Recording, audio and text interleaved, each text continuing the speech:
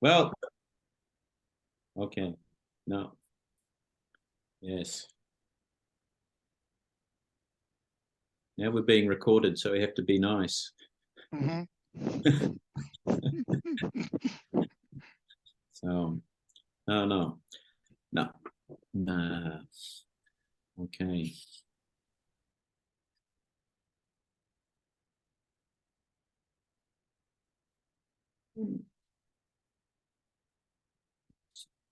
Just so I can get a little bit more light on me.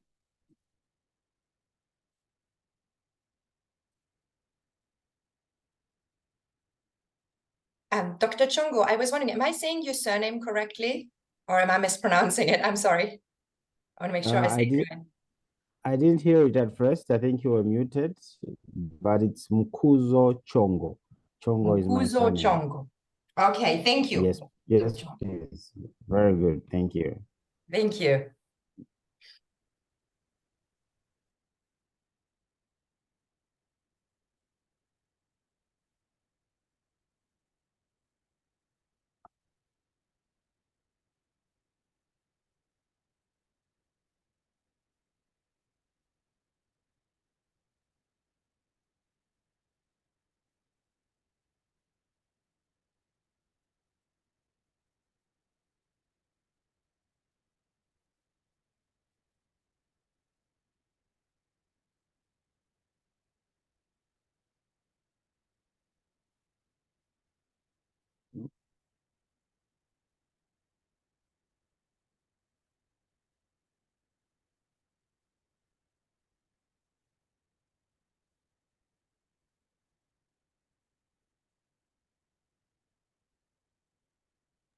Ita, can I ask you a question? Yes, please. The third panelist, Ms. Magu, never sent a biography, or can you perhaps send me 2 lines of what I should say? I mean, when she connects, perhaps she can send it to me via email. You mean Christine? Yes. Okay, let me WhatsApp you at least a few of yeah. Thank you. Thank you very much. Okay. Yeah. Oh, so I think is it Robert? Robert is saying, I am unable to talk or use the chat. Can you make ask Isabel to allow me the rights? Isabel. Robert. I just did. Yeah. Okay. Let me tell him to try. Oh, he's here. Yeah.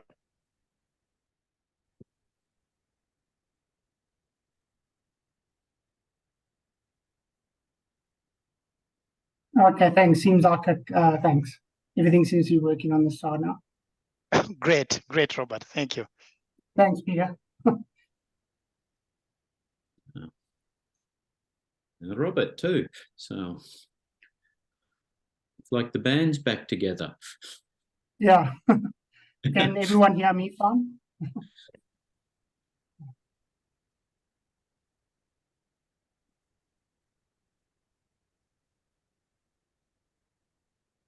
That's working fine.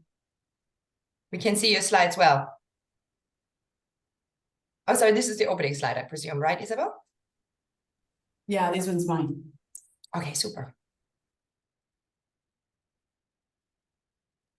Good morning, Bekele. Hi, good morning. Bekele, I'm going to say a very few welcome words just to welcome people to the webinar, and then I'm going to hand over to you, okay? Sure. Is that all right? You can hear me? Yes, wonderfully. Very good. Okay, thank you.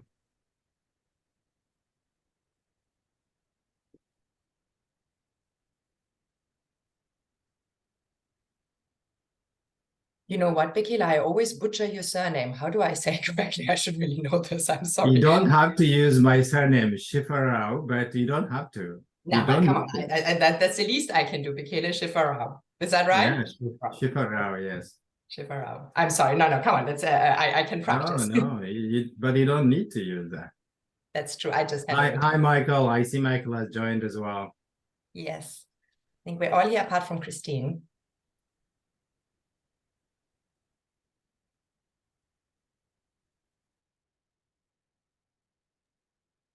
Hello, Stephanie. I've sent Christina WhatsApp. Let me, maybe she'll be joining. That's fine, thank you. Do we start in 1 minute? I'm here, Peter.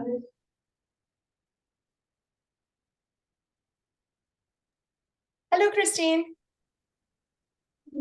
Hi, Thank you for joining. I'm Stephanie. We haven't met yet. Nice to meet you. nice to meet you as well.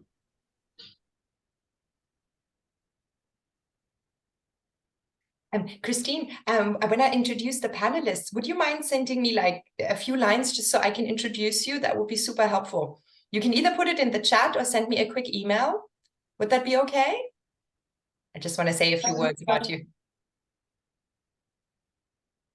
Thanks, I can send something by email. Yes, that would be perfect. Thank you. Stephanie, I think we can start whenever you want. Thank you. Please go ahead. I think we're all ready.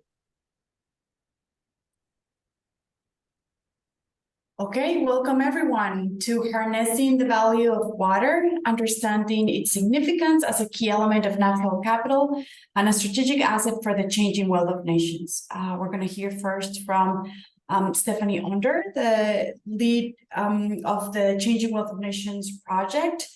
And we're very excited about this joint session with the GPS and the Africa Natural Capital Accounting Community of Practice.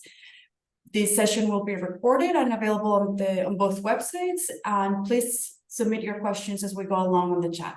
Thank you. Thank you very much, Isabel. We are delighted to welcome you all to this session today. As Isabel has said, I am the task team leader of the Changing Wealth of Nations, which is currently in the writing phase. And we wanted to take this opportunity to share some results with you and discuss how they could be helpful and useful for Africa.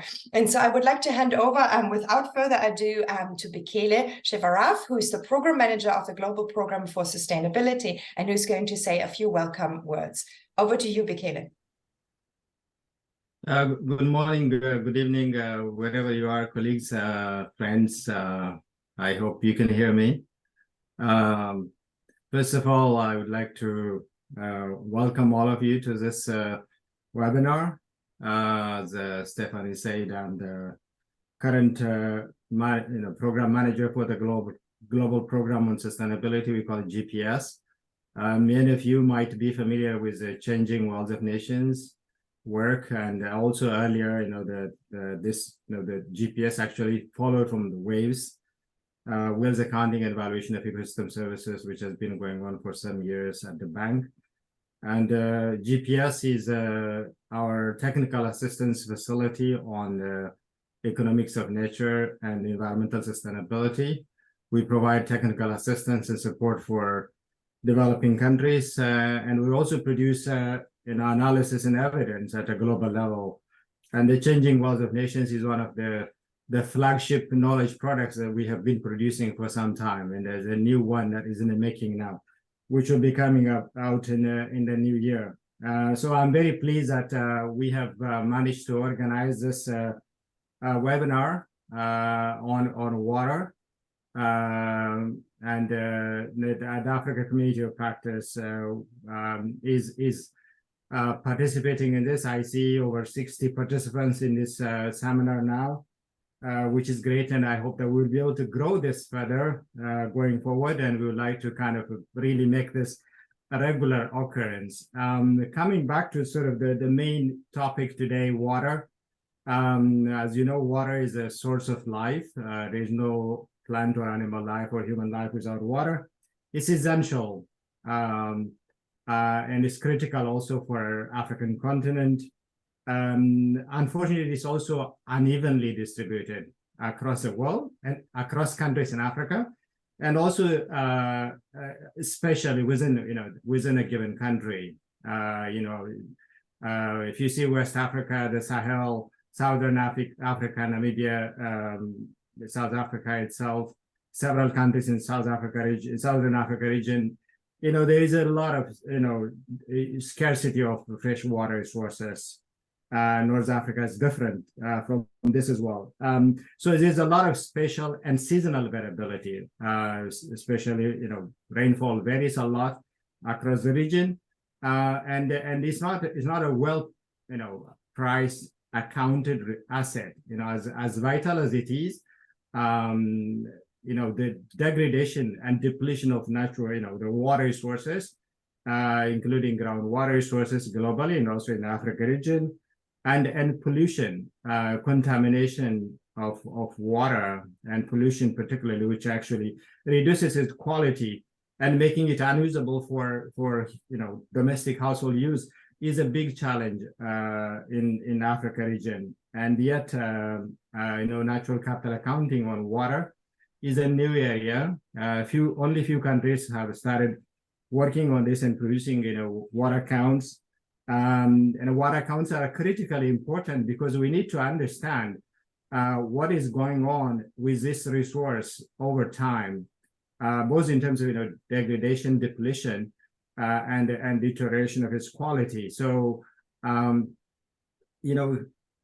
economic activities put a lot of pressure on the use of the water resource, both in terms of the depletion of the available resources and also and its contamination, as I said earlier. And yet, this is not the effect of this economic activities on the water resources, which are critical for, of course, for health and human life, is not always very well captured. And I think this discussion today will show that even if the value of water is, in Wells account is captured in many ways in terms of really the value of land or the value of forest resources, and yet I think we need to really clearly understand, what is going on as a water resource in terms of freshwater resources, etc. Whether it's, as I said, because of the variability, special variability, seasonal variability, storage is critical. So the changes in the stock of water resources that we have from year to year is going to be critical. And I think water is also vital for fighting climate change. It's also one of the vulnerable resources to climate change. Climate change affects water resources, and yet it's also very important for African countries and other developing countries as well in terms of fighting back climate change. We know droughts affect millions of people in East Africa and West Africa, across Africa. Floods do so too, and climate change is going to make this more difficult. So understanding and properly managing the water resources requires us to be able to really understand what is going on, both in the groundwater and surface water resources, and this needs to fit into decision-making frameworks. And that's what GPS, the Global Program on Sustainability, has been trying to promote. And of course, I don't need to tell you that water, of course, is critical for water security itself, for household use, drinking water, and also for food production. Unfortunately, in Africa, only 4 to 5% of agricultural land is irrigated. It's different from Asia, from India, from Australia.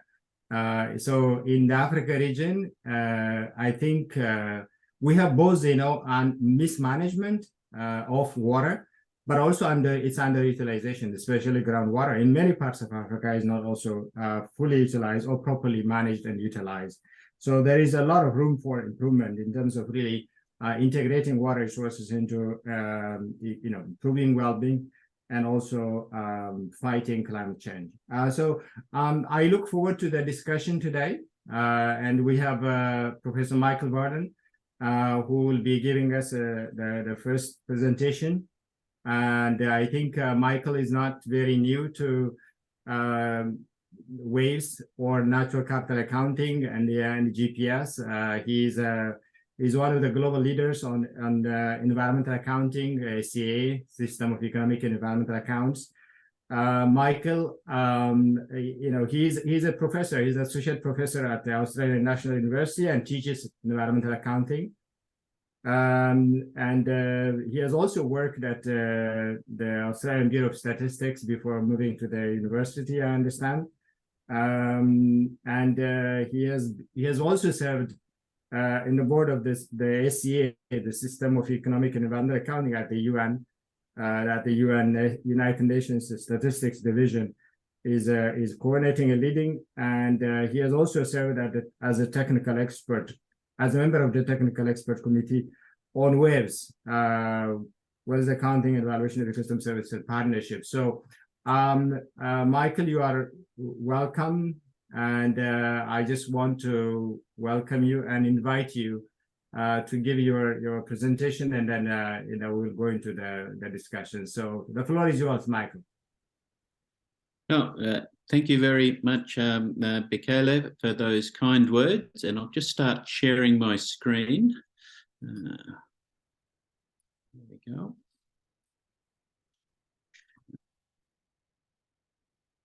Okay.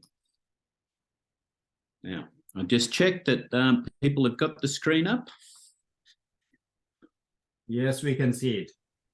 Okay. Look, well, thank you very much for that. Now, we all know we're here to have a look at the valuation of water. I always like to start out by just giving you a roadmap of what I'm about to say, because sometimes people will wonder why I'm not saying things in some order, and there's often many different ways you can say things, but I'm sort of going to go through this with the introduction. I will then get to the valuation in general in the Changing Wealth of Nations, then some things on the water accounting, and then data sources of methods, and then we get to what options are there for how we can value water for the Changing Wealth of Nations. So we've already said it, Bekele spoke about the water. I mean, water is very important. It's everywhere. But one of the things about water, what is it worth? And it really is very hard to put a finger on it, because without it, there would be no life. And we absolutely take it for granted. But it also means that sometimes it can be wasted, but sometimes it cannot be evenly or fairly distributed. So this is a real challenge. It's sometimes referred to as the diamonds and water paradox. You can live without diamonds, but they cost an awful lot. You can't live without water, and it is often free or next to no charge. So we really do have a challenge here. It's something which people have been trying to do for many years to get a value. Once again, as Bekele put, we have the challenge is getting greater because we have increasing water consumption. We have a growing population, a growing economy, so we have a growing demand for that. We also have the water availability is changing. Climate change has already been mentioned. It's changing seasonally, it's changing spatially, but it's also changing year to year. And we're getting more droughts and more extreme weather events, and we're yet to try to adapt to that. Once again, Bekele as well, the declining water and water quality and the depletion of groundwater. So we have all of these things. We know water is important. It's very important for many things, but it's changing in availability. So managing it, we hope, can be helped. Now, the rationale for this project was that understanding the values of water should enable more effective water policy and management, should be helpful for countries which are affected by water scarcity and the competition for water.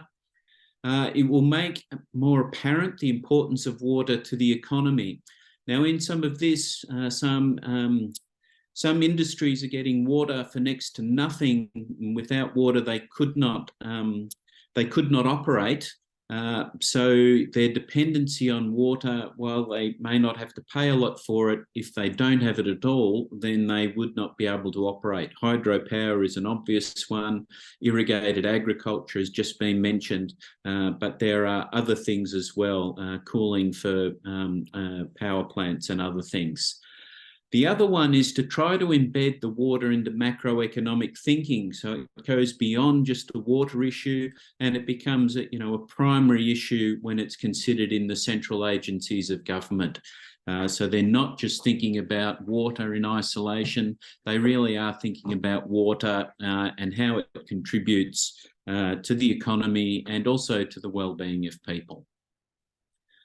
So the objective of this project, and it was to see what are the options for valuing water for the changing wealth of nations. The changing wealth of nations, as Bekele pointed out, is been going for many years now. It's one of the premier products, information products from the World Bank. But to be in the changing wealth of nations, we need to be able to do it for a lot of countries, and it's 150 plus. Which is, a big challenge.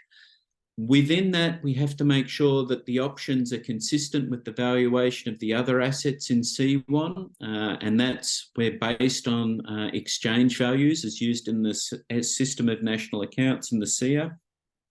We really do want to build on the work of others. We don't want to reinvent anything. We really want to take what's there.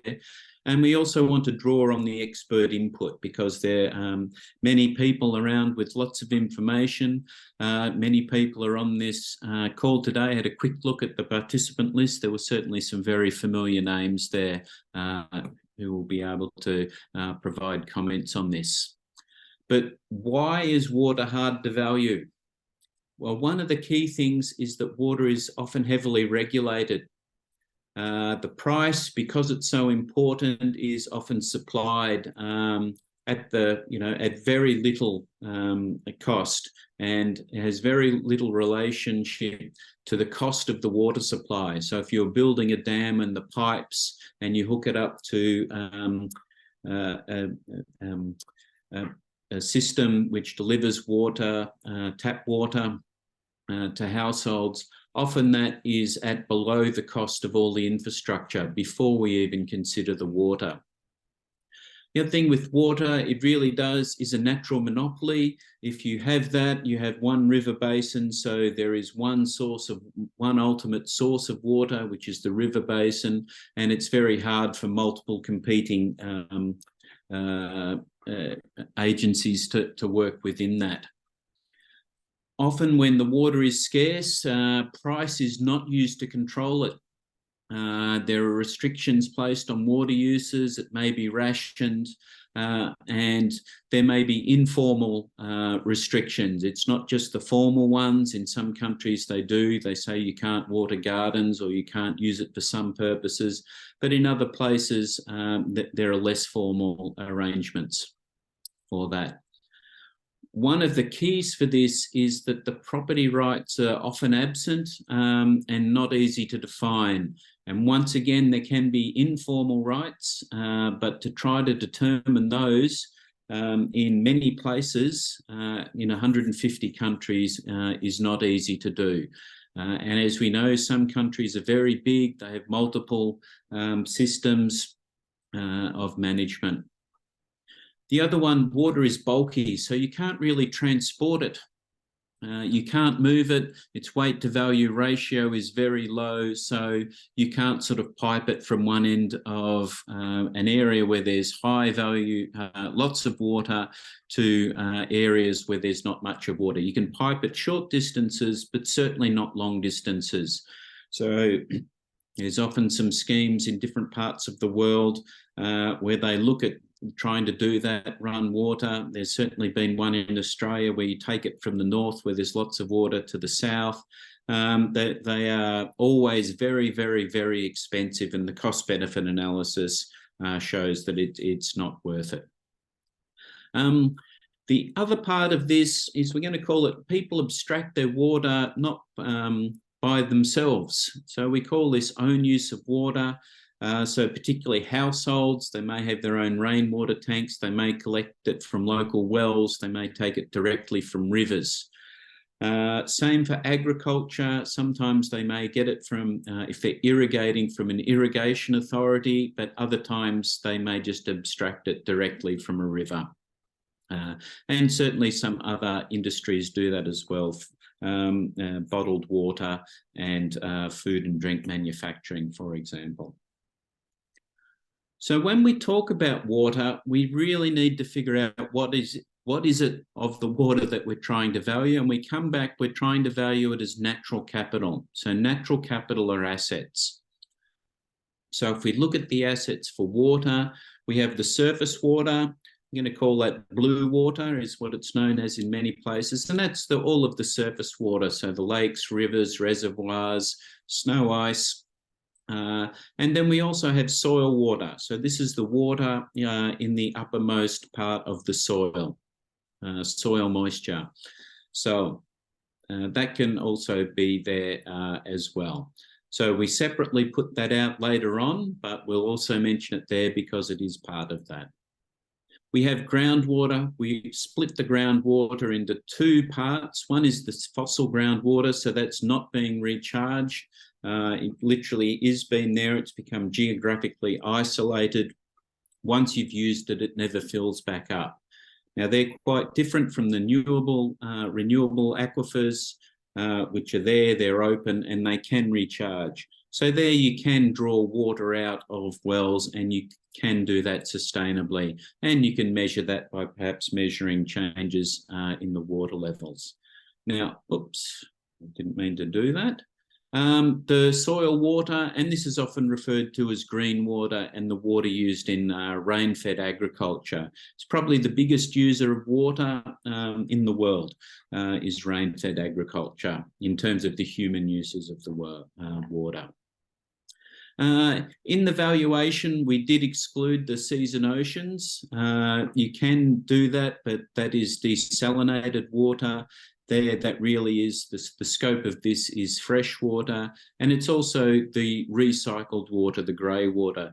Once again, you could do that, but this is water which has already entered the economy, and then it goes around in it again. So very important for if we're looking at things like in the circular economy.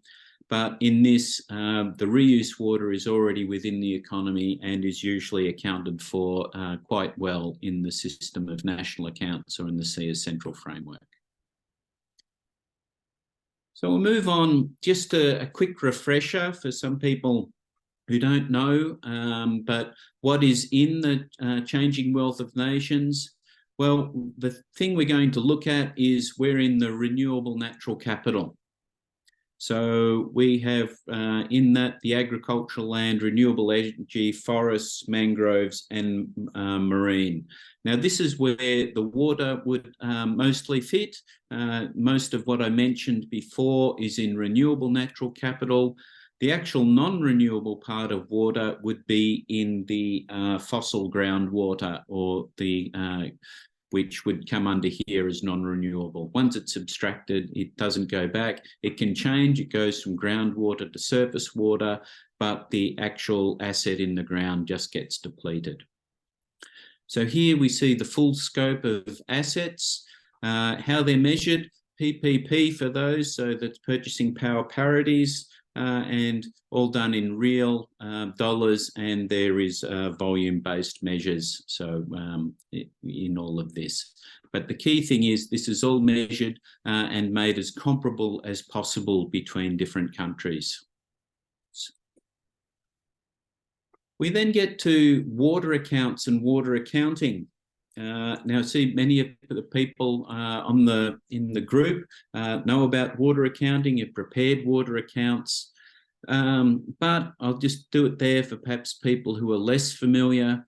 We do have this water system, which is what we have.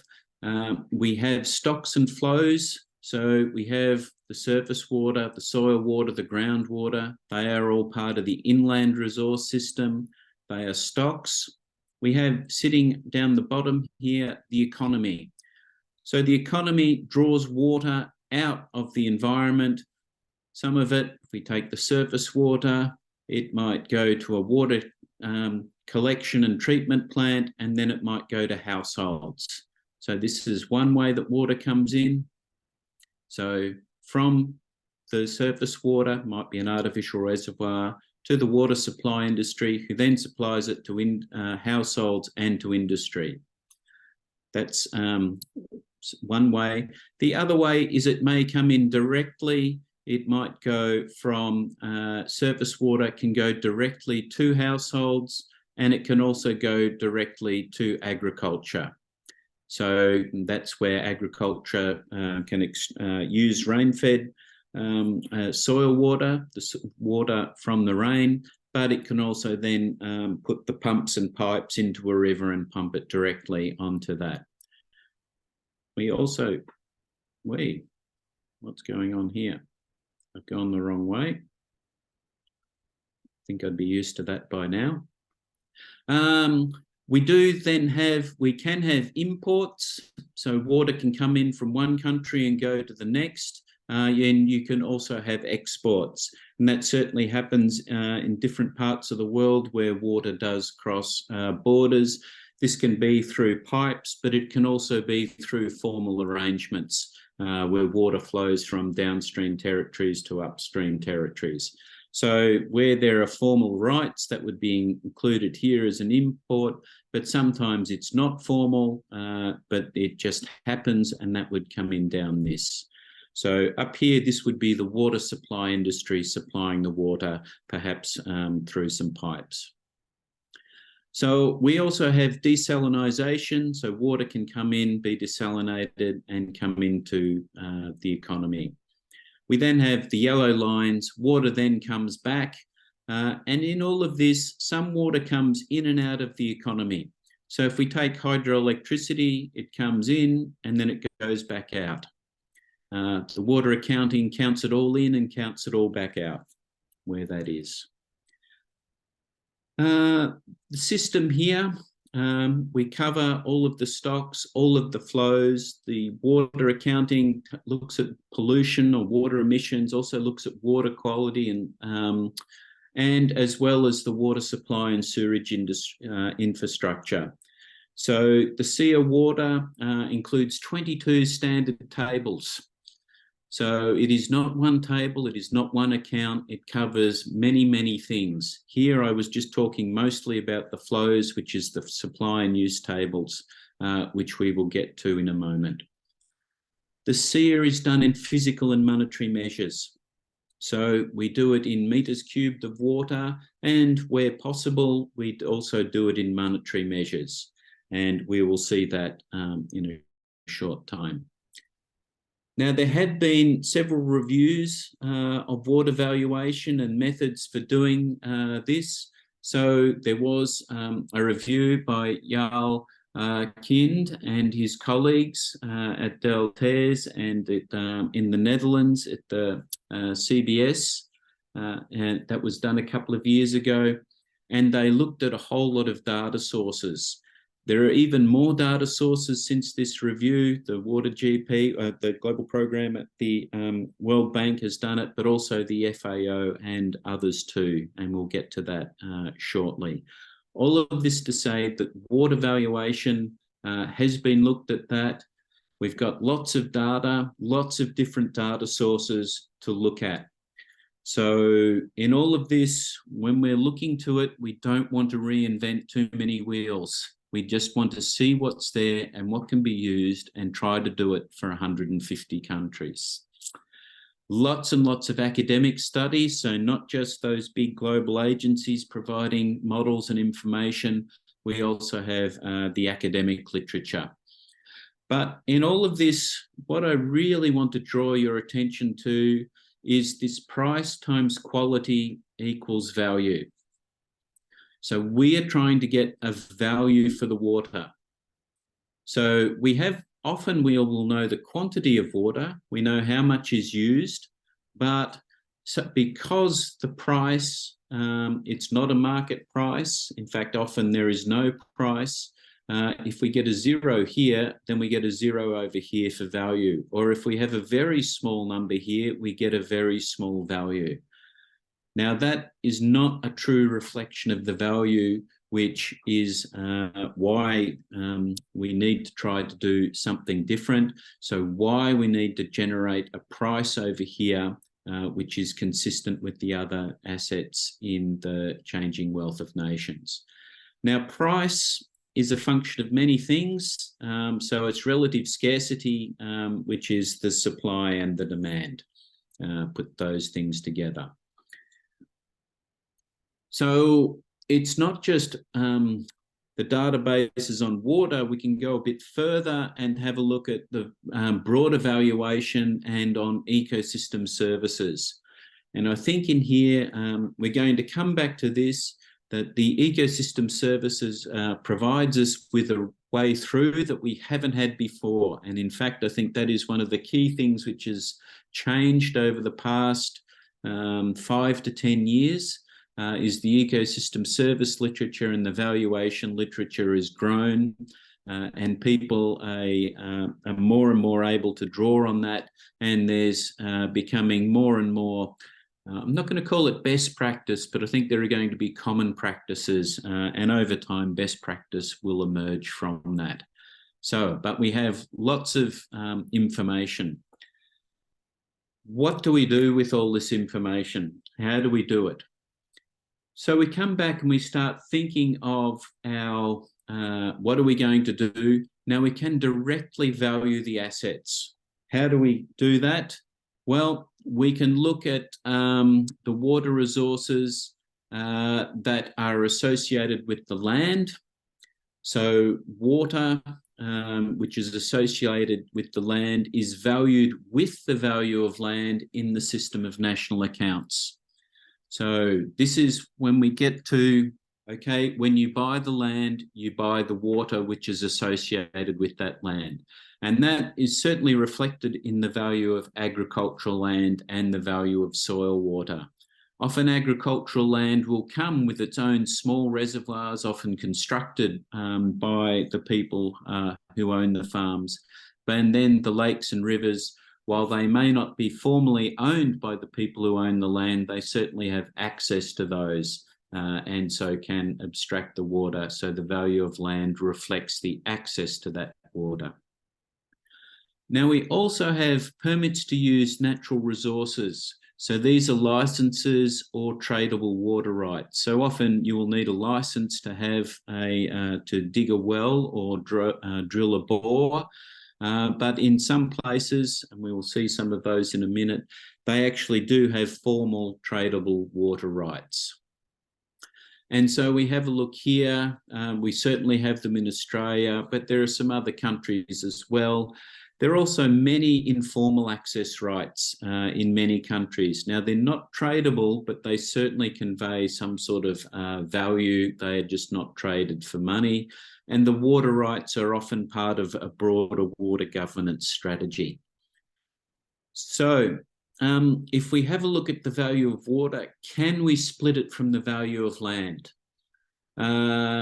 If it's embedded in the value of land, we could use something called hedonic pricing, where we can account for all of the factors accounted in land value, and then the residual value must be the value that's associated with water.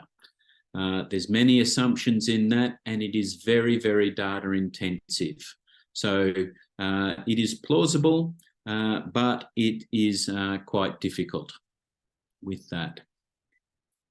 If we go to think about how can we value the water, well, we can look at the uses of the water.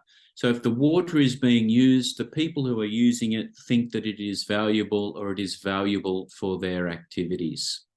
So we can look at the use by industries, certainly the water supply industry, also agriculture, mining, manufacturing, and so on. Hydroelectricity is not there, but that's one of the big ones. But water is also important for thermal coal power generation. Water cooling is certainly needed for that. So we can look at all of this use by industry. And see, so we can often calculate a volume, and certainly looking at the water accounts around the world, the most common form of water account produced is these physical supply and use tables. And there's about, I think it's 53 countries produce physical supply and use tables. Only about 12 of them produce monetary supply and use tables. So if we have the physical supply and use, we need to know lots about what's going on with the use of water. So we need to know about the capital costs, the running costs, the value of labour, the value of sales, the part of the profit of the value of water in water suppliers. One of the issues here is if we start to do that, we run into this problem of negative rents, that once you take away all of the costs, you actually find that the water is not worth anything. And that is because the water supply is subsidised. The other part of this is that many people do this themselves. I've mentioned this before, but households will extract their own water and some agricultural irrigation will extract their own water. Now, you can certainly get lots of this from the national accounts, all of this financial information, much of that is there, but you then need to have the physical supply and use tables. At present, there is only about 50 that have that. Certainly not 150. So, and here we go. I've double checked. I've jumped ahead here. So we've got 67 countries have water accounts. But if we look here, we'll see if I got the number right. I did. I think it's 53 in there. Have the physical. They have the physical asset account. Sorry, I got that wrong. And it was the physical supply and use tables. There are about 80 of them in the world. So these are the number of accounts, sorry, not the number of countries. One of the key things in all of this is the number of industries. So the detail which is in your accounts becomes important for what you can start to estimate. So most people that produce the accounts include agriculture, because agriculture is generally the biggest user of water in any country. We also then have the water supply industry, which is this one over here in that. We then have households is another big one. And here, this is everything else. So everything else becomes quite large. But we need to have this detail more in these columns to be able to try to get the use by use approach to work. And one of the things we find is that some of the higher value uses are some of the uses that we don't have a lot of the information on in the water accounts, and in particular food and beverage manufacturing. So the other part we have now in this review of the water accounts is that most of them are one-off studies and they don't have time series. And we get to few have the monetary accounts. So once again, we can probably do work for 50 or so countries using a use-by-use approach, the use of the water by each industry. From that, we could then convert and get an asset value by using net present value. Now, the ecosystem service approach, as I said, I think, and we'll get to this, it is, I think, the most promising way forward in the short term. We have lots of models available for that, lots of experience with models.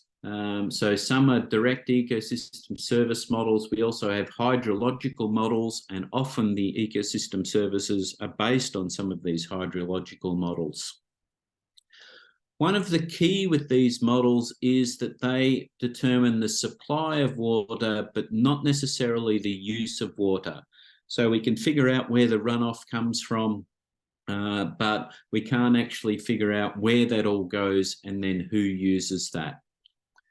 In all of this, we still need to get a price of the water. We may get a volume of water, but then we then need to have a price.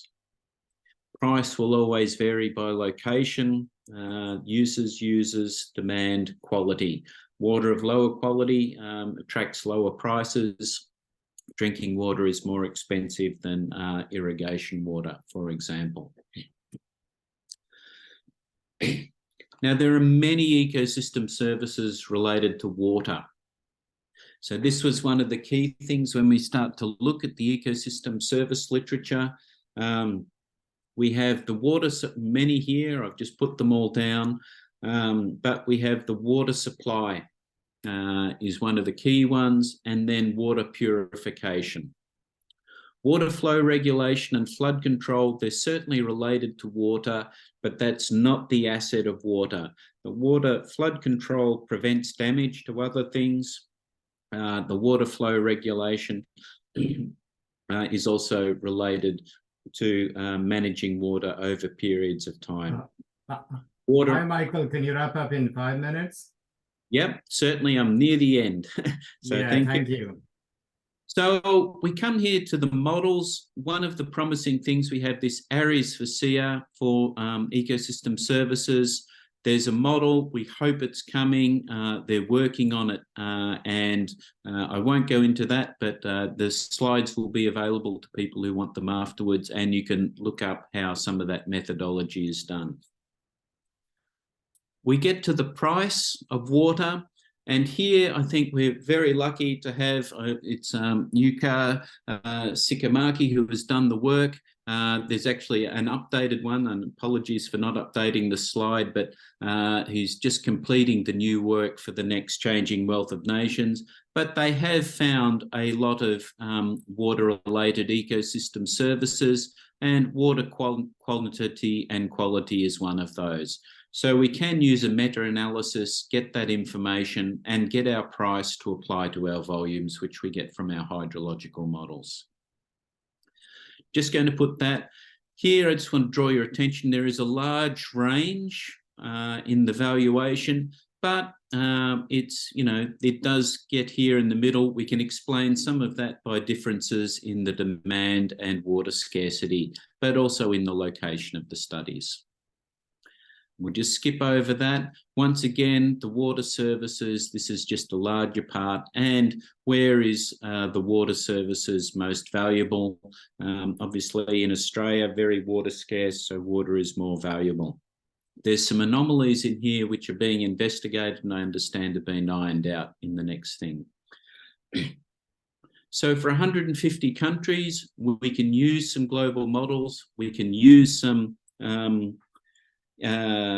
prices from a meta-analysis, and we can actually probably do that for 150 countries. It would take some work, but it will be take some time. One of the key things is with the ecosystem services, we don't want to double count ecosystem services. We have final and intermediate services. I won't go into this in any detail. What I just want to make the point is that there are chains of flows, and we don't want to count a value here, you know, across all of the three. You cannot sum all of these. You have to have the costs in and out, so that we don't double count the value of ecosystem services. It's the same with the overlap in the other assets in the C1. Certainly agricultural land, part of its value is embedded in, part of the value of that is due to the water supply and water filtration. Same with the forests and some of the protected areas as well, but particularly the agricultural land and forests. And in fact, the meta-analysis used part of the value of forests was the value of the water supply services. So we get to the conclusion, which is the service by service is the most feasible right now. It's hard, but we have some global hydrological models which can provide the volumes. We have global meta-analysis that can provide the prices. Going forward, it could be done more than one way. So this is, we'll call the service is a top-down approach. We start with the global models and global values, and we then apply those. For the use-by-use approach, where countries have the accounts and some of the other information, we can build that bottom-up. For the asset values, very few countries have that, so that's not going to be feasible in the near future. So look, I just want to thank, there's a lot of people involved in this. There have been a lot of consultations, certainly interested in the feedback that we hear now. It's been presented to a range of people and agencies. So big shout out to the World Bank for supporting all of this. Also to the London Group on Environmental Accounting, who have had 2 looks at this, which has been great for that. And I saw that Robert Parry was on there, who was at the meeting a month or so ago for that. So look, thank you. And I'm sorry I've run slightly over time, Bekele, but with that, I'll pass back to you. Thank you so much, Michael, for sharing that. Sorry, Bekele, you want to go first? I didn't want to jump in. No, please take it over, Stephanie, please. Wonderful. Thank you very much. And I saw that there's already very active comments on the chat. We will come back to the chat, but we have assembled a very distinguished panel of experts from the region, and we wanted to give them an opportunity to share their insights too and their reactions to the work Michael has done, because any work we do at the global scale is only useful if ultimately it can help inform country level work. So that is how I always see our global work. We're breaking new ground. We're assembling what data and methods are available, but then ultimately we want to make sure that they can be effectively used by countries. So I have the great pleasure today to introduce our panel to you. So the very first member of our panel who's going to speak is Robert Parry, who is currently the Deputy Director for the Environmental Economic Accounts Directorate within Statistics South Africa. He holds a BA and Bachelor of Commerce Honors in Economics and Bankers Management with over 15 years experience in compiling and publishing various SIA Central Frameworks accounts and more recently ecosystem accounting. And he's going to share with us the experience of South Africa in particular on water accounting. Our next panelist is Dr. Mkhuzu Chongo, my apologies for mispronouncing, who is the Principal Water Officer at the Department of Water Resources and Development under the Ministry of Water, Development and Sanitation in Zambia. He is the main focal point for the Technical Working Group on Water Accounts and has presided over the development of the accounts as well as the preparation of several reports on water for Zambia, and he's going to share his experience. And last but not least, I'm delighted that Christine Magu could join us as well today. She's a senior statistician at the Kenyan National Bureau of Statistics. She has held many roles within the Kenyan Bureau of Statistics and has over 10 years of experience, also again working on data compilation and analysis in the system of national accounts and of course the SIA. And she is currently part of the team spearheading the production of the SIA accounts in Kenya and is also the co-chair of the UN Committee of Experts on Ecosystem Accounting, especially on the implementation and capacity building. And so we're very delighted that they can all be here today and share their reflections and experiences. After we have done this, I would like to open up the discussion. We'll get to the comments in the chat and give everybody an opportunity to share their thoughts. We have, I think, another 40 minutes, so that should be plenty. Robert Parry, is it okay if I hand over to you and you share your slides and your reflections, and then we go to Dr. Chongo and then to Ms. Magu, if that's okay. Yes, thank you, everybody. Like I said, thanks, Stephanie, for introducing me. I'm just going to give a quick country experience, what we've done at Statistics South Africa with water accounting specifically. And then we'll take it from there. I'm just going to try to share my slides.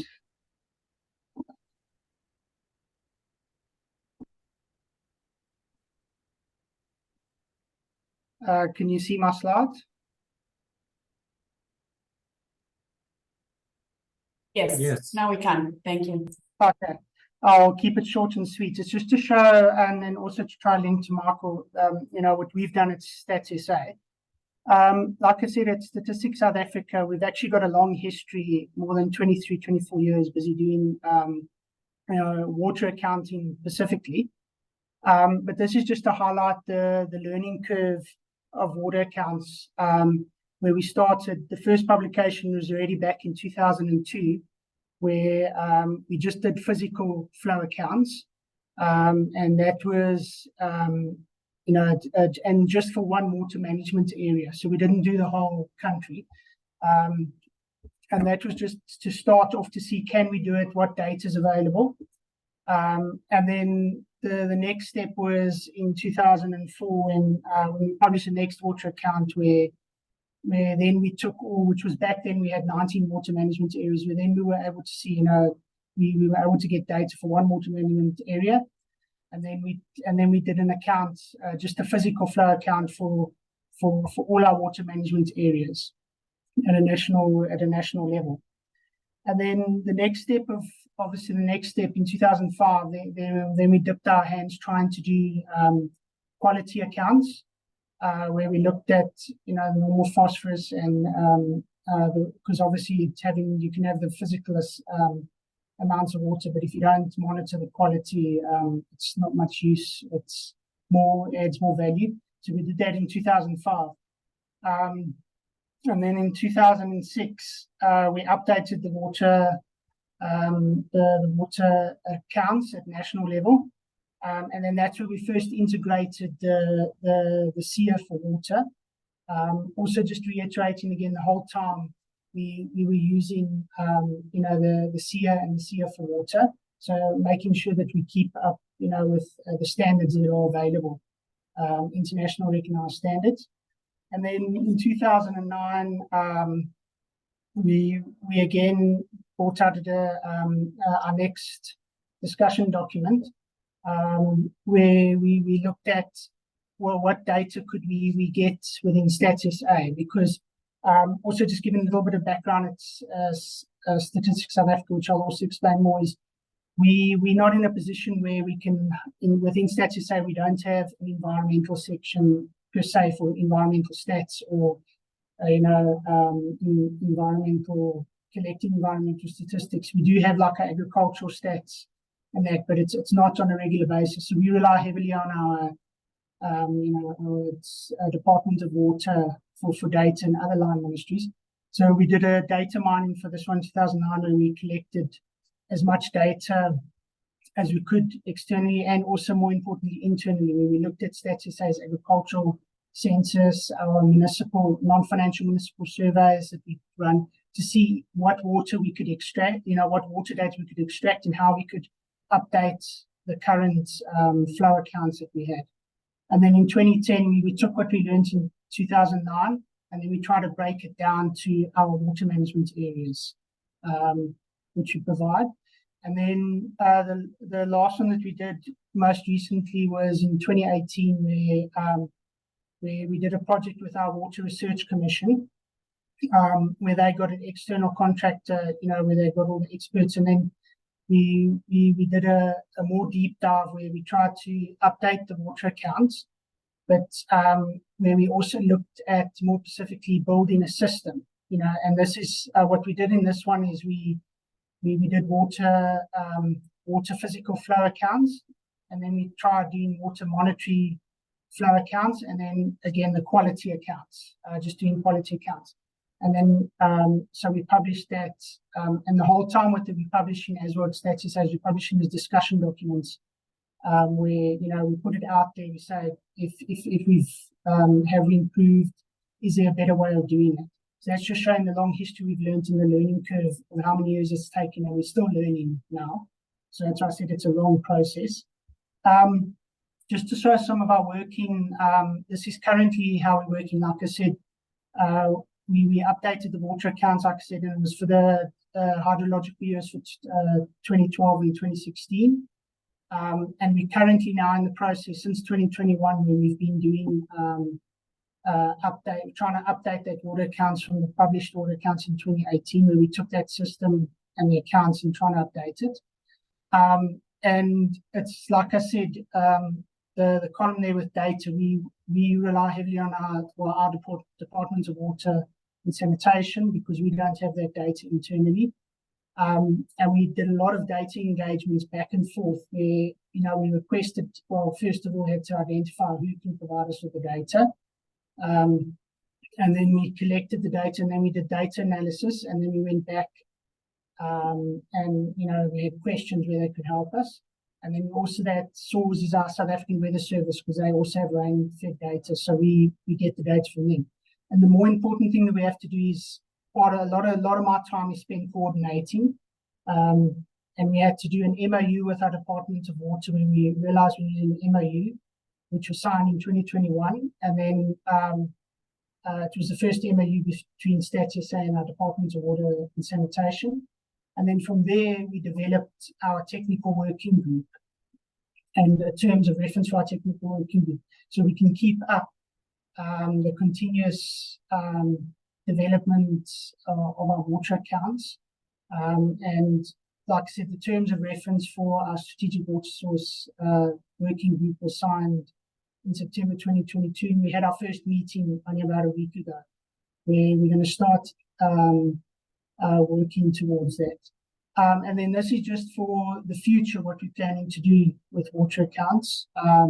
Like I said, we're busy updating, and we're hoping to publish it, but still an internal document, so it won't be published on the web yet, because we're still working on it. That'll be in March 2024. And of course, while we're doing this process, we're going to have consultative and validation meetings on a continuous basis to ensure that the quality of the data is correct and that we're interpreting the data correctly. Because like I said, I myself am not a hydrologist, I'm an economist by trade. So we rely heavily on the expertise of our hydrologists at our Department of Water. And then we're working towards to publish it part of our natural capital series, which we publish on an annual basis, various natural capital accounts. And of course, we're continuously engaging with the data and we're continuous, always checking that the data is correct and coming back and forth to ensure that we've interpreted the data correctly. And then, of course, having the technical working committees, we like I said, we're meeting on a quarterly basis, and that this will ensure that not only publishing once off, but we try to publish to have a continuous publication of the water accounts as much as possible, because that'll ensure having a nice time series for the data. So yeah, that's just short and sweet from our side, because I know we've got a lot of time. But thanks a lot, and hopefully that just gave a bit of perspective with that to say what we do, and also the long how many years and how much work it takes just to get to where we have now, and we're still learning. Okay, thanks. Thank you very much, Robert. I know how long it takes to produce data. We've been trying for 2 years just to update a global database, so it is indeed very challenging. But as you say, it is most important to produce it at least regularly, and then over time will improve. No, exactly. That's the first lesson I learned from Michael, and that accounts are only as useful as we produce them, and to have a time series. Wonderful. Dr. Chongo, is it okay if I hand over to you now so you can share your reflections? That would be fantastic. Thank you.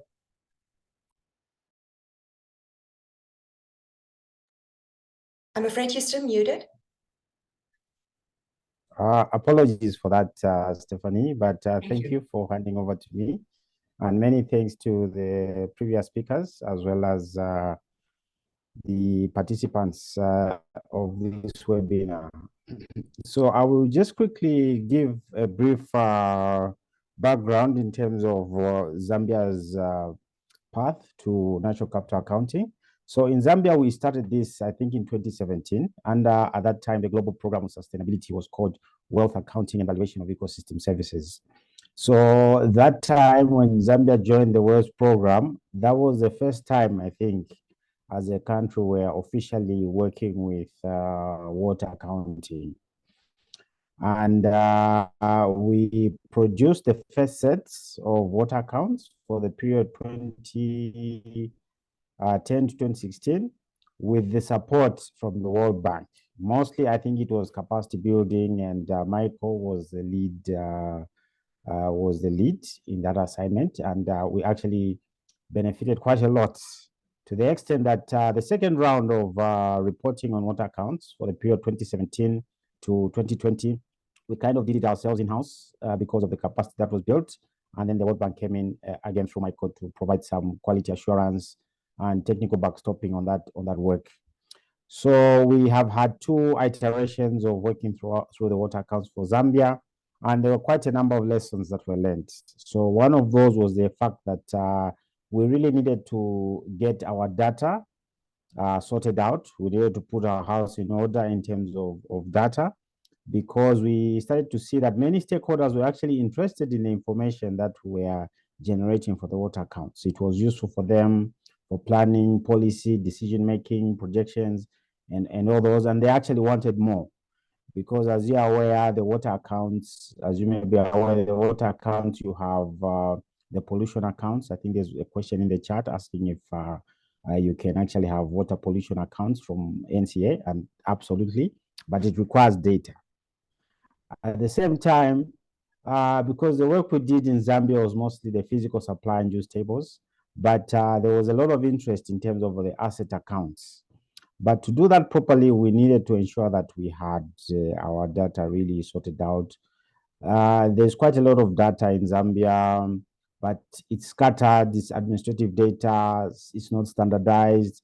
So we thought, okay, this is very important. So now that we have the attention of the key stakeholders and the decision makers, and they can see the importance of natural capital accounting for water as well as for other natural resources, then maybe this is the time to bring the discussion on the table and tell them that, look, we have the SEA water standard, we have the international recommendations on water statistics.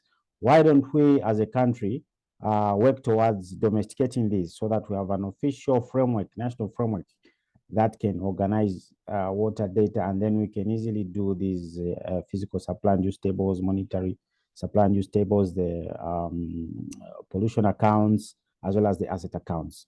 So as a result of that dialogue, the Ministry of Water Development and Sanitation is now working together with the Zambia Statistical Agency to come up with the first ever national water statistical survey. So I think some questionnaires have been developed. I think these are being worked on by a team of experts.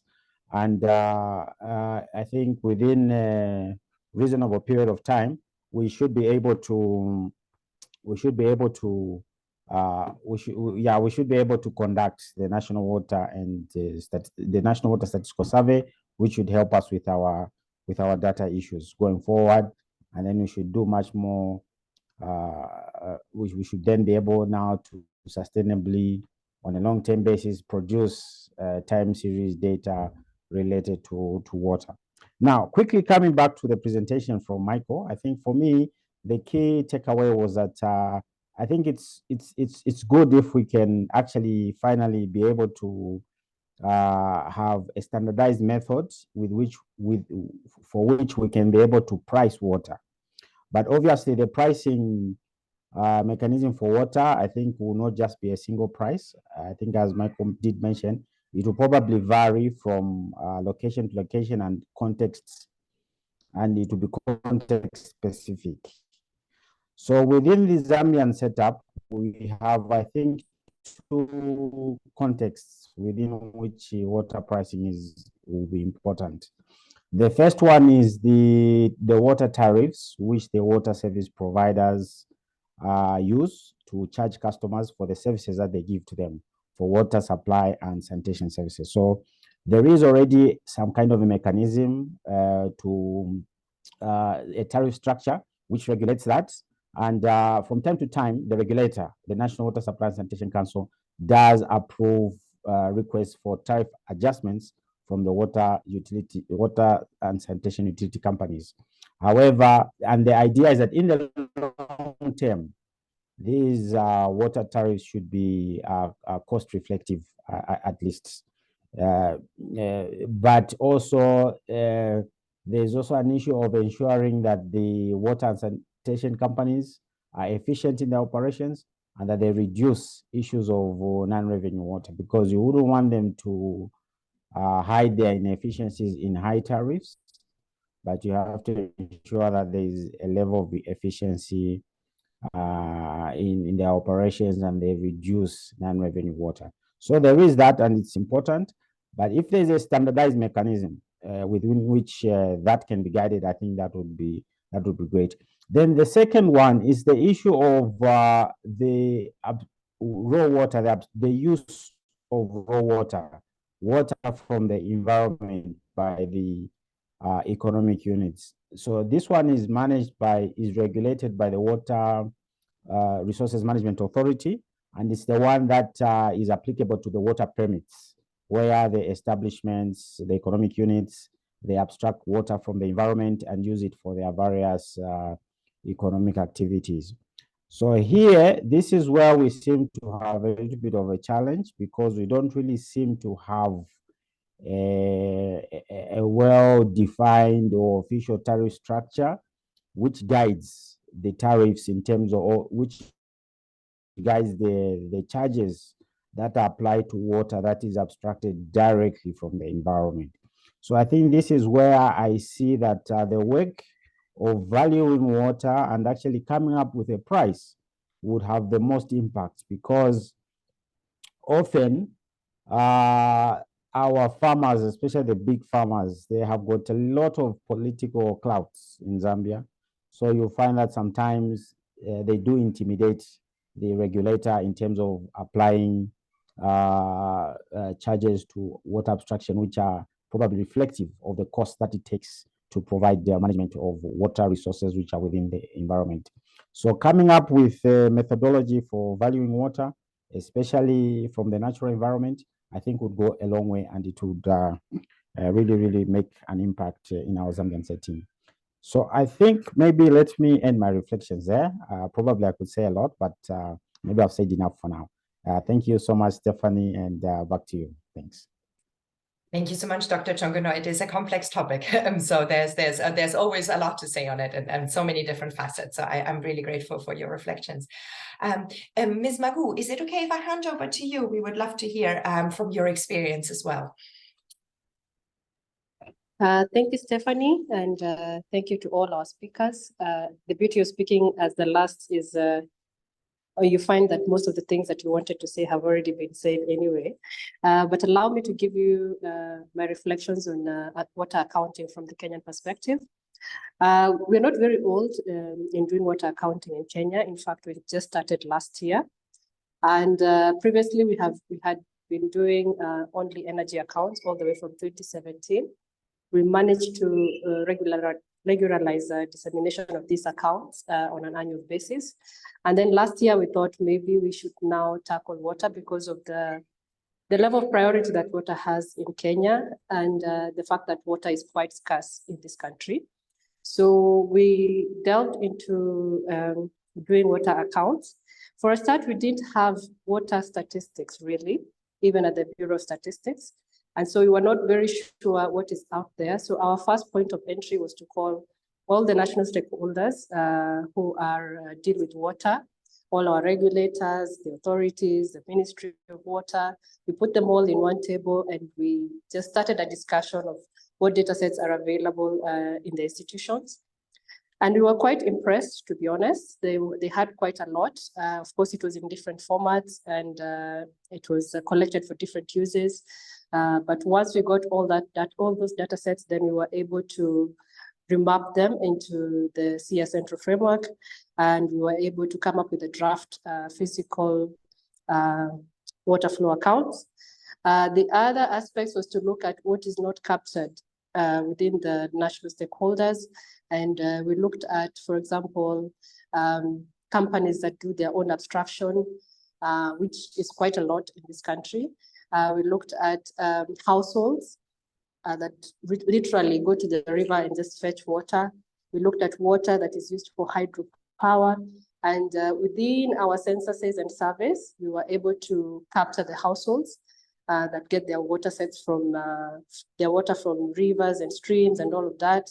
And actually, in the last few days, we have managed to retailor our national questionnaires to reflect, to be able to capture exactly what we need for our water accounts going forward. We also looked at hydropower. Luckily, we were able to talk to the generator of electricity, and they were able to quantify how much water they use on an annual basis for hydropower purposes. And then for industries, we did a small survey. We looked at the industries, the key industries that we have in Kenya, and we were able to see at least the proportion of them that abstract water from different places, from the environment, and then those who have boreholes, those who are doing all of these things, and then we were able to aggregate all of that and come with a physical water flow accounts. So in terms of lessons learned, I think one of the things that I would say is that it is very important to not do this in silo. It's important to sit together as a team. Look at all your national stakeholders. They could be from government, some could be from private sector. Sit down with all of these people and see what is it that they have in terms of data sets. And then it's also important to look at what you do. If you're in an NSO, what is the data sets that you have within you, and that can inform some of these data sets, particularly the physical water flow accounts. Now, coming back to the valuation, in the beginning, we wanted to do both a physical and a monetary water account. Our base year was 2021. But like Michael, when Michael was presenting, he said something very vital, that sometimes when you look at the costs, the costing of this water, and you remove all the costs like labor, all of that, the ultimate result is very little or negative. And so we got a bit skeptical because of that. And we decided, let's shift our focus to the physical flow accounts, perfect that, make sure that is okay. And then from there now we can have a bigger discussion about how to value this water that we have. Our physical water flow accounts will be available. We plan to publish them in April next year. And along with that, we have also come up with a national plan that will be also published within the same time. And this national plan, one of the main things that it does, that it creates an office within the NSO that is purely dedicated to the work of the environment, the work of environmental accounting, so that then we can have a team that's fully dedicated for that, and so that we can have more time to delve into all these complexities, like for valuation of water. I'm sure we've had a discussion with Peter, and we said that once we publish these accounts, we are open to having a webinar on that to see how we came up with that and all of that. But for now, I think I will leave it there unless there are any questions for me. Thank you, Stephanie. Thank you so much, Ms. Margaret. This was fabulous. And I think you hit on the important point that especially when you talk about water, there are so many stakeholders to involve. When Michael and I and my colleagues at the World Bank, we started out on this work, we first started listing everybody we need to talk to. And that is very challenging because there are so many different areas of expertise and actually levels of terminology where, if you say one thing as a statistician, a hydrologist might not understand. So there is a lot of bringing stakeholders together and building consensus that is needed. Wonderful. So we've had a whole bunch of questions. We have about like 15 more minutes. So perhaps, Michael, if you don't mind, can I give you a chance to briefly react to what you have heard? And then there's a question for Dr. Chongo in the chat too. So perhaps, is it okay if you be brief and share your reflections, and then perhaps we let Dr. Chongo respond and then we open up? Is that okay? Thank you. No, that's great. No, look, it was very interesting because what I noted down, you have South Africa, who's been doing it since 2002, I think. Zambia, who has been doing it, for the past 5 or 6 years, and then you have Kenya, who is just beginning. So it was nice to see, and I think everyone spoke about similar things. They called it different things, but data mining, I called it a data audit. People went looking. You needed the cooperation, you needed the expertise, you needed to do it. And I thought it was it was great to hear how people were cooperating and they realized that they needed to do that. And I think that is very much the first step, because I think it is a process. Access to data is critical. Sometimes it exists and you can't get it. Robert said he had to have institutional arrangements. I've forgotten what the exact words he used, but then it was also hit upon in Kenya as well. So I think that, so it's always an effort, but it's always good, and it always gets better and it always gets easier. The other thing I'll say, that if you sometimes the way to get the right number is to publish the number you have, and then everyone will tell you got it wrong, and then you say, that's fine, but tell me the right number. So that's just a word of encouragement.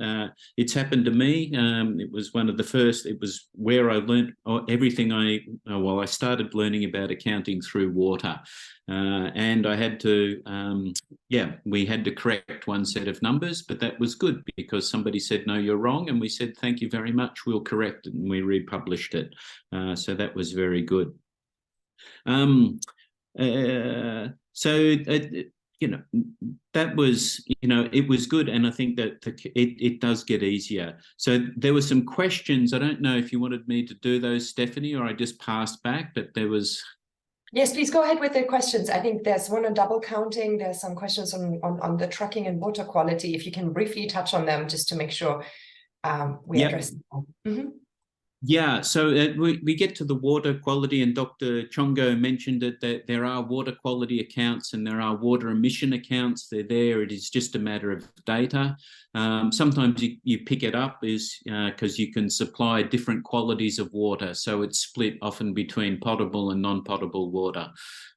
So drinking water or non-drinking water.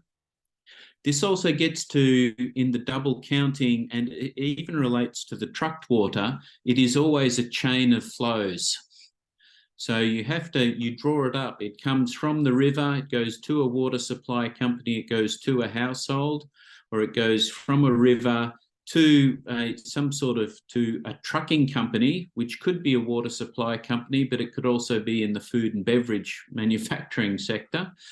But at that point, it actually stops being it's no longer water abstracted. The company that is delivering the water has abstracted the water, but then it becomes a different product, and it's called the Central Product Classification 1800, a very attractive name, but you account for that in a different row. So you count everything in and you get everything out. And this is one of the keys to water accounting. It comes up in hydroelectricity and this double use. Well, you double count the value because it was used twice. It was used to generate electricity, and then it could have been used for agriculture later on. And then some of the water, not all of it, gets used in agriculture. It can run back into the river and then get extracted later on. So it is actually used twice in the 1 year. So the value gets counted twice in the 1 year. In some of this, so it does keep going that. How do you avoid the double counting? Is something it comes up particularly with the ecosystem services because people will value the water filtration service and then the water delivery service and then a sediment control service, and some of those services are actually built into each of the others. So provided you can draw it up and you can draw the chain of flows, that helps. Now you can then, the tables get a bit more complicated and tricky. The more rows and columns you add, the more complicated they get, but it is certainly possible to account for that. But in this, we get to this use versus consumption. So, and the difference is how much goes in versus how much goes out. So hydroelectricity uses a lot of water, but it consumes next to no water, because it's instantly available after it's used, just goes straight in and straight out. The water in agriculture, particularly irrigated agriculture, that goes in and then it gets transpired, most of it, out to the atmosphere. So all of that water is used, is consumed. It's not just used, it's consumed because it goes to the atmosphere. Somebody made the point about accounting for water in the atmosphere becomes very important, how humid things are, controls evaporation levels, wind, sunlight, all of that. The accounts don't directly measure that, but what they do is it gets picked up in the water consumption, the water use tables, and it can also get picked up in the asset accounts. So its impact is shown, but it's not actually represented in the account. So it was a good point to make. And in this, the water accounts don't do everything. They do an awful lot, but they don't do everything. The other point which was made, it's always start with the physical. If you have a volume, then you can try to apply a price. We heard that the prices, the negative rent problem is there. We know that it must, somebody is paying for that. The cost is still paid. It's just not charged for. So in this, you can actually start to do some valuations in terms of the level of government subsidies as well. And in quite a lot of cases, you find that the capital costs aren't included in the charge. So if you start adding in the capital costs, you can actually then see that as a subsidy. So then that they've spent that much providing the water. So the water must at least have been worth as much as the capital injection of the built infrastructure. But now we're getting into a bit more of the valuation. Many of the options, but all of this area specific, I think, was very good. Nice to hear. I'm just going back with the other things, but I think I got what I saw. I think you did, yes. Yeah. Shall we give a chance for Dr. Chongo to respond to his question? It was a question on institutional arrangement. I think that might be very helpful. Dr. Chongo, did you see the question? It's about how did interagency collaboration function to collect and process and manage your water data? I think that might be useful since many people are starting this work. Thank you. Right. Yeah, sure, Stephanie, I heard the question. So it was actually about 3 questions or so together. So the first one is that how did interagency collaboration function to collect, process, and manage water data in Zambia? So as I mentioned earlier, we started the work as part of the WAVES program, which is now called Global Program on Sustainability. So the Ministry of National Development Planning at that time is the one that kind of led the interagency coordination. So they brought all the different government ministries together that were participating in the WAVES program. They constituted the technical working groups, and then each of the technical working groups was required to develop a work plan in terms of how they were going to carry out the work of developing the accounts. And this included an approach for collecting the data. And the Ministry of National Development Planning, which is now Ministry of Finance and National Planning, I think they were merged, did all the administrative arrangements to ensure that it was possible to actually go and collect the data, the technical working groups to come together, sit together, and do the compilation. So now in other countries, I think probably South Africa is an example. The work that we did in terms of developing the water accounts would have ordinarily been done by the Zambia Statistical Agency, or would have been done by the statistical agency of the country. I think that's the case with South Africa. And in that case, they just receive the data from the data producers, who are the key mandated institutions. And then their role is just to compile the accounts based on the data provided. But in our case, it was a little bit different. We actually had to collect the data, compile it, and then, of course, working together with the Zambia Statistical Agency. But one of the lessons that we learned in this is that I think it is best to build the capacity of the statistical agency so that then they are the ones that lead the work, and the other mandated institutions like the Department of Water supplies the data to the statistical agency in a format that they can use it for the water accounting. I think that is a very important lesson that we learned. In addition, one of the key lessons was that the how to do water accounting is there really. The standards are there, the SIA water standards, SIA central framework, they're there, the international recommendation of water statistics, they're there.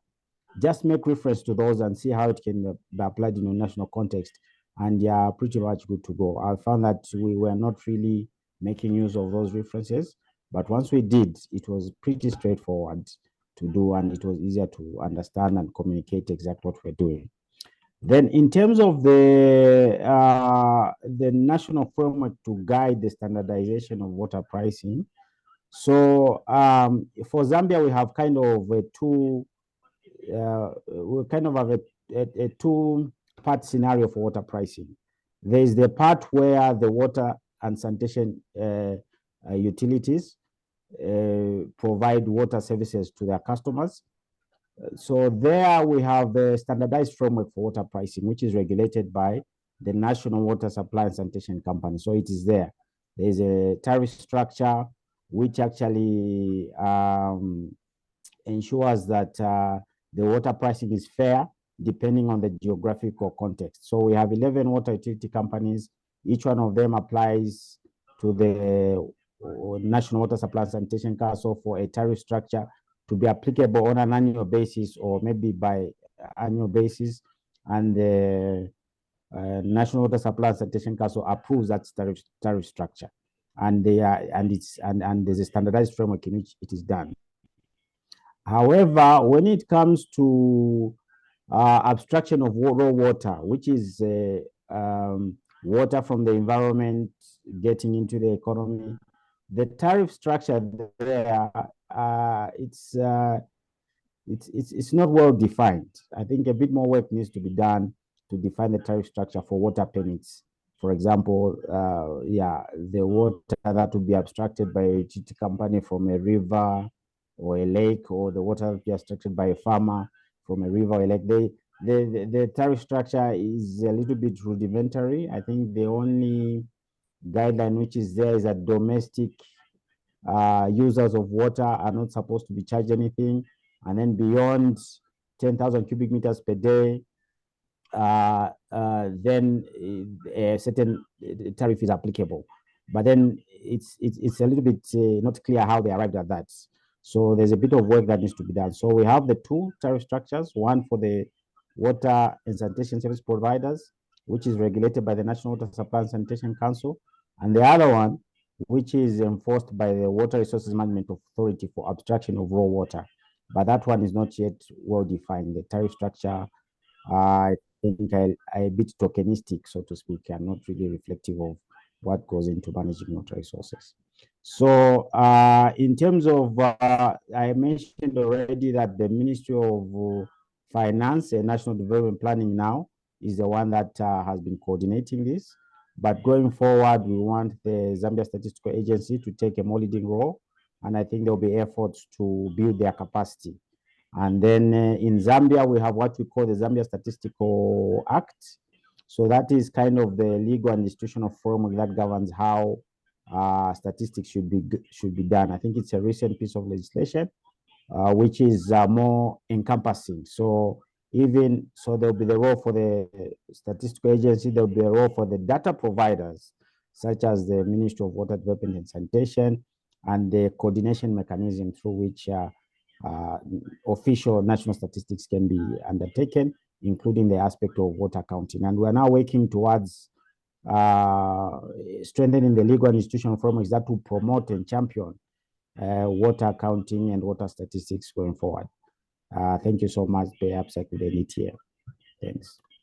Thank you so much, Dr. Chongo. And I think the capacity building is the big challenge, in addition to water, that it has to be continuously built. And so I think that is a nice segue back to Bekele, because this is one part that the Global Program for Sustainability is trying to support. So Bekele, you have 1 minute to wrap up. I'm afraid we need to leave it here. Is that okay? You can, I'm sure you're able to do that very well. Yes. So thank you. Yeah, I think this is such an exciting session. I saw it on the chat, and also the number of participants who have come up on board. I think this is a very useful platform, as many of you have already noted. The Global Program on Sustainability and Environment, Natural Resources and Blue Economy Global Practice at the bank would like to continue such a platform, as was mentioned earlier already. Some of the global work we do, we'd like to see this becoming relevant in terms of informing the debate and the discussion at a country level, at the decision-making level. And I think this is such a great way to actually make this happen. We have started this on water, but I think there should be more opportunities, I hope, Stephanie, in the coming days and months to discuss, many other natural capital assets and how this could be relevant in terms of informing policy discussions and debates at the country level. So we hope to be able to organize something similar on this, on land, on renewable energy resources, maybe on wetlands, on protected areas, etc., on other ecosystem services as well. So I very much look forward to that opportunity to engage with a wider audience. And of course, today, we are very grateful for all the speakers, for Michael for staying late, I guess, in Australia, and giving us this presentation. It was well received, well structured, very informative. So thank you so much for that effort and for the excellent talk. And also the speakers at a country level, Dr. Django, Robert, Kristen, really drawing the experiences from the 3 countries on water accounts in Africa, and also providing feedback and insights from your work in those countries, and how important that might be as well as part of the Africa Community of Practice.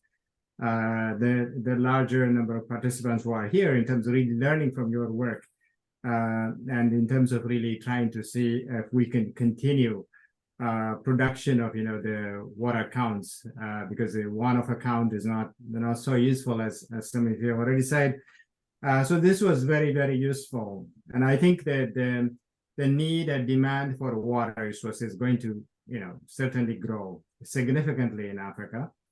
With urbanization, which is supposed to be, projected to be like 2/3 of, the population living in urban areas, high rates of growth, and of course, climate change making water extremely valuable and important. So we need to, I think, make water much more visible in the policy making, policy decision making frameworks. So it's not about just producing the right prices, and I think really even the physical asset accounts could also be very, very useful if we can continue to produce them at the right time, and then also continue producing them, and also make them available at not just at the national level, but at maybe provincial level, at the level that is important for decision making. I think this was such an exciting session anyway today. Thanks everyone for the effort. Thanks Stephanie for organizing this from C1 side. Thanks also for Peter Cassina for linking us with the Africa Community of Practice, and Isabel for putting this together. So we hope to be able to actually bring this further in the coming sessions. And on behalf of GPS and my colleagues, we thank you all, and I think we'll close there for today. Thank you so much, everyone. Thank you. Thank you. Thank you. Thank you. Thank you. Thank you. Thank you to everybody. Thank you. Bye-bye.